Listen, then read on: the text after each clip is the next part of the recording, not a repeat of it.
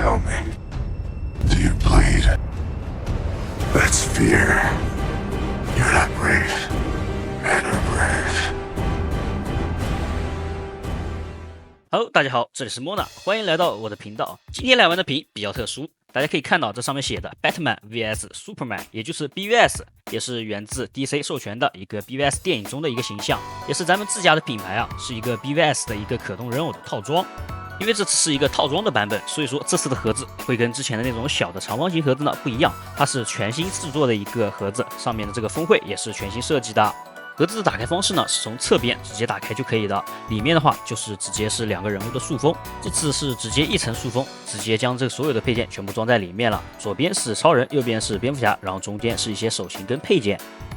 那么咱们先来看这次的重甲大本啊，重甲大本的话，其实在先前咱们就已经出过一款了，就是正常的一个常规状态的。那么这次相比较之前的那款重甲大本的话，最突出、最有特点的就是这次它这个头雕了。头雕的话，这次是有一个破损、战损的一个形象。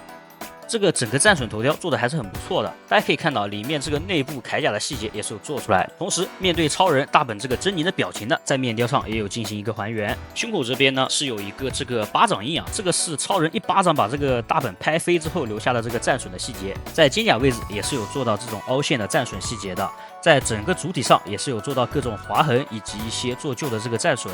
那咱们这边也可以拿出这个单体常规版的这个大本重甲来进行一个对比，大家也可以看到啊，整个这个胸甲这边全部都是新规的，包括这个肩甲这边头部面雕都是新规的，并且套装版的这个发色，银色的这个发色呢，跟这个常规版也会有一点区别，驱风柱也是有区别的。单体版这边有个孔洞，用来安装肩带的，而套装版这边的话是全新规，没有孔洞的。护风边缘呢也是有埋这个铁丝的，可以随意的凹造型，用来摆一些飘逸的姿势。因为铜模的关系嘛，所以说这个单体的这个头呢是可以安装在这个套装版上面的，整体是这样一个形象。同时呢，因为这个两者的这个模具基本是相同的，所以说它们的可动方面呢也是基本差不多。我这边带大家简单过一下。首先呢，头部跟脖子这边是有一个分件的，让它抬头低头的幅度更加好，并且不会穿帮，更加自然。因为重甲这个铠甲都是比较厚重的，所以说整个手臂呢平抬幅度会偏小一点，手臂根部呢也是附带旋转的，手臂曲肘的幅度大概是在90度左右，并且随着这个曲肘啊，底下这边也是有做到防穿帮的一个设计的。因为重甲的这个设计呢是十分厚重的，零件都比较大，所以说整个腰部的可动会偏小一些。但是该有的可动呢，侧腰以及弯腰以及腰部的这种两段旋转呢，都是有附带的。腰带处呢也是有给到一个这个金色的一个玉涂装。腿部这边有设立一个下拉的机构，下拉之后呢，可以增加它的这个腿部的一个活动范围。咱们将它的这个腿部进行一个下拉，下拉之后前踢是能达到90度的，后踢幅度的话大约是在70度左右。侧踢幅度呢，大约也是在70度左右，腿部弯曲的幅度大约是在90度，同时在这个膝盖这边有做到一个防穿帮的设计。脚部的可动呢，左右旋转是没有问题的，侧摆的幅度会偏小一些，整个脚也可以进行上下的一个角度调节。武器配件呢，首先是有一把榴弹枪，这个榴弹枪啊可以搭配这个握持手型来进行一个握持。接着呢，还有一个钩爪，这个钩爪上面是有银色涂装的。然后还有一把克什矛，矛身的话是有银色涂装的，这个克什矛也算是贯穿整个电影了，刻石也是具有荧光效果的。然后就是这个刻石榴弹了，一个是未张开的样式，一个是张开的样式。手型方面呢，首先有一个握拳手，然后除开握拳手以外，还有一个这个扶枪握把的一个手型，然后还有一个握克什矛的握持手型，最后呢还有一个是握榴弹枪的一个握枪手型。这不说啊，重甲这本还得是战损的才够味儿，拿着这个克什长矛，然后往那一站就很好看了。当时电影那个海报，我的印象非常深刻，就是重甲跟超人面对面站着的那个镜头。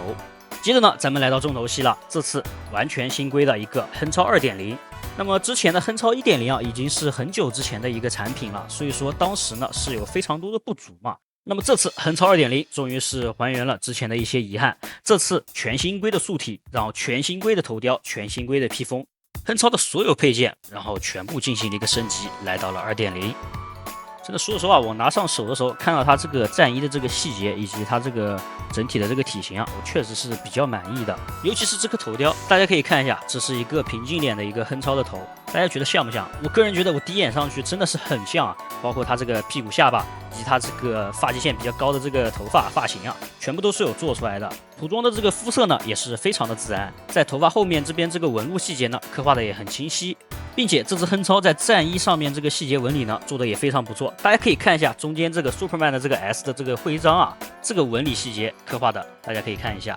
包括这个战衣这个腹肌以及各种战衣这边的这个细节。整体的这个战衣的这个刻画，这个立体感，这个肌肉线条的刻画，并且这个打光打上去还会有一种反光的效果。说实话，真的很像那个电影里面的钢铁之躯。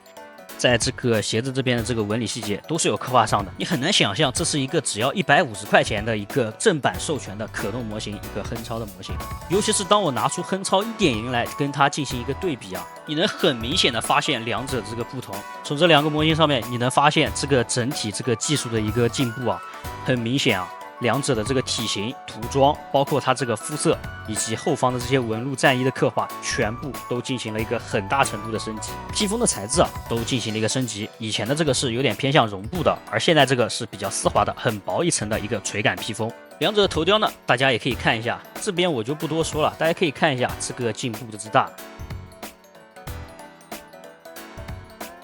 手排平颈脸，还有一个热视线的脸，大家可以看一下，整个眼珠是红色的涂装，在周围呢还有这个血丝的一个刻画，整体的这个感觉啊，可惜它并不是一个这个狰狞的怒吼脸，在 1.0 呢是一个狰狞的怒吼脸。值得一提的是，1.0 的这个热视线的这个特效键，勉强呢也是可以给2.0用的，安装的时候需要简单的调整一下角度，就可以安装在这个脸上了。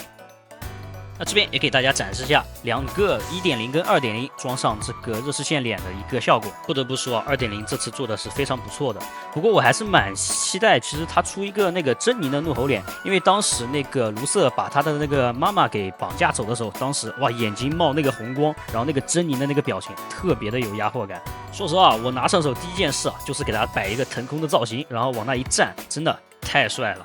咱们来看一下它的可动方面，首先是头部低头幅度以及这个抬头幅度，左右侧摆呢也是附带的360度旋转，没有问题。手臂这边首先平台幅度大约是在80度左右，手臂根部呢是附带旋转的，整个手臂360度旋转没有问题。手臂弯曲幅度大约是这样子，手淫部分呢也是常规的切法，有一个正常的角度调节以及旋转。腰部这边比较有意思的是，它的胯部这边采用的是一个软胶零件，所以说它的弯腰幅度非常夸张，可以达到90度。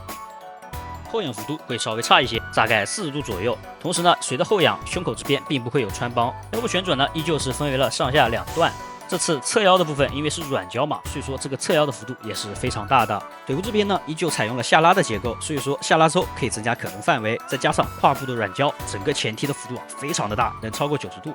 后踢呢也大概能达到65度左右，平台能达到80度左右，大腿根部呢附带旋转，同时呢脚部弯曲的幅度也算是非常大的，大约有在140度左右。脚部部分脚尖是单独可动的，整个脚向前向后的角度也是有附带的，侧摆接地会稍微弱一点点，然后整个脚的话也是可以进行360度旋转的。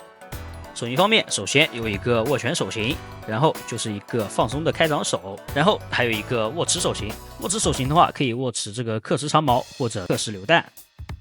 地台附属有2个，左边是超人，右边是蝙蝠侠的。支架采用的是一个夹腰式的，整个支架是可以进行角度调节的，支架调节是非常紧的，所以说大家可以放心这个支架的这个支撑啊。好的，那么以上就是本次的蝙蝠侠大战超人的一个套装的一个展示了。那么这次刚好是一个国庆节假期嘛，所以说咱们来搞一个小福利，就是视频中这款模型，就是这一次的这个先行的这个评测键啊，咱们作为一个抽奖来进行送出。是的，你没有听错，就是相当于你可以比其他的这个博主还要先能玩到这款模型，就相当于它还是测评键的前面一款，就是相当于是一个先行键。不过呢，因为这个是一个先行键的原因嘛，所以说在这个模型上面还会有一些小瑕疵，比如这个胯部这边腿部关节会偏松一些，或者这个头部上面有一些这个漆面有一些小瑕疵。不过这些都是因为这个是一个先行键嘛，在大货中是不会出现这个问题的。那么以上就是本期视频的全部内容了。制作视频不易，希望大家多多3连，咱们下期再见。